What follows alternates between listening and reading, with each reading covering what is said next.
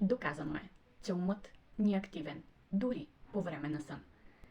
Ако искате да развиете вашата интуиция, може да направите ето този ритуал. Ако искате да знаете, останете с мен.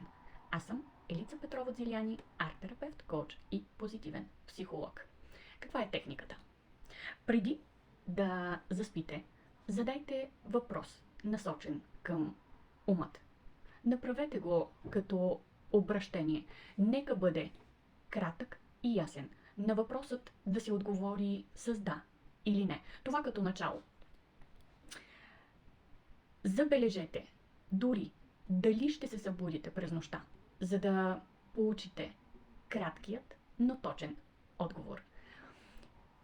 Колкото повече правите тази практика, толкова повече разработвате вашият инстинкт, вашата интуиция. Дори ще забележите в последствие, че ще стане като начин, по който мозъкът да открива начини и решения. Дори без да му задавате въпроси. Разбира се, трябва да мине време.